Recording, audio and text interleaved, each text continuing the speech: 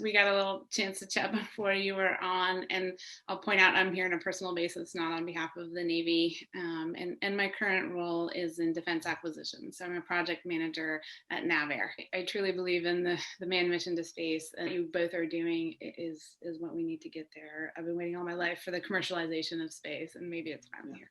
So Max, just starting with you, you have a pretty cool job. You must see amazing stuff all day.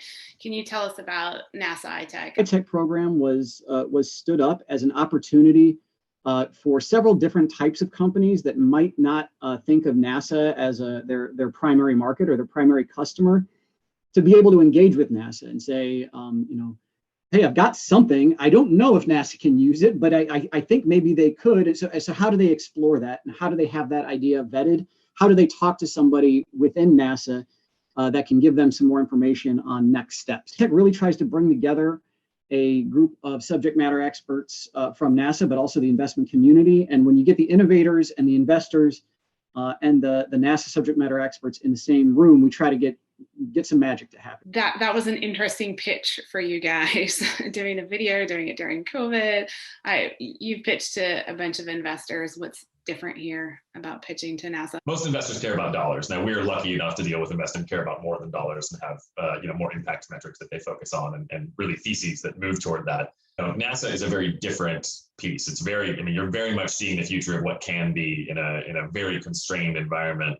It's a very specific piece to find people who value circular economy in such a way and who think in closed systems with hard constraints in a way is really, really interesting. And it makes it for a much more targeted pitch. How do we use PHA in space? What's the application there? First of all, awesome to be in this room. We typically design for earthbound applications. It's just so fun to think about how to use PHA in space. We build circular economy solutions. PHA is this bioplastic derived from organic waste that then behaves like organic waste and can be broken down and upcycled again into virgin materials. And really, space breaks all of the normal plastics supply chains. So PHA can be used to replace what would have been petroleum-based plastics, which are now not dirt cheap and readily available. Now, the carbon you brought is the carbon you have. So for us, we can put it into all kinds of applications that would normally be made out of petroleum-based plastics. I mean, I wouldn't line the outside of a spaceship with it, but as far as single-use items or repair or 3D printing filament to make your own tools or as-needed items, PHA is a great fit. Agreed. And I'm Jeff, that's Dane, for the record. I realize we're both on the same screen. In space, the circular economy really is the only economy. So we are a circular economy company by nature. We make a circular PHA that can go around that loop multiple times, which really makes it an ideal fit. I love the idea of astronauts on their way to Mars, kind of creating PHA along the way and then 3D printing something when they get there. Or, if your packaging is PHA on the way up for your food items, then you're reusing it many times over the life of a colony. Necessity breeds invention, and getting out there where you have to create a circular economy absolutely is going to force those solutions. We can't launch an excavator to the moon in order to dig up a landfill for us to put our garbage in, right? That is not an efficient use of our resources and our payload.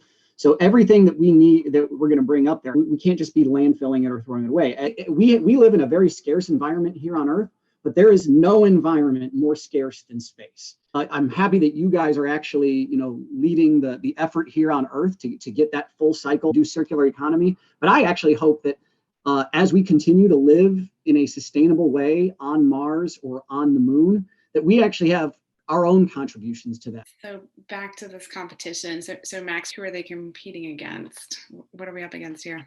What you're typically judging on is the judges there's external judges and there's internal judges. The external judges are primarily trying to figure out if your technology has a viable business plan, path to commercialization. Is this company investable? Is this company viable? Does this company have a legitimate path to market? Can this company defend their IP? Is the competitive space too crowded? On the NASA side, most of it focuses on NASA impact, so does it advance the state of the art beyond what we're using now? Can we use it in a mission at all? And if we can, to what extent? Is it an incremental improvement? Is it a game-changing improvement?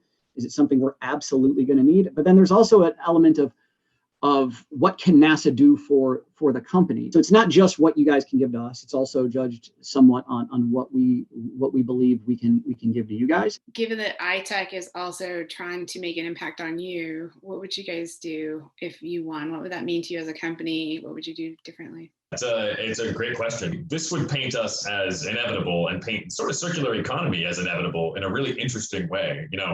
We sort of think of as the Earth as one giant spaceship to begin with. We're all just sort of on it, and we're running a linear economy model now for the most part.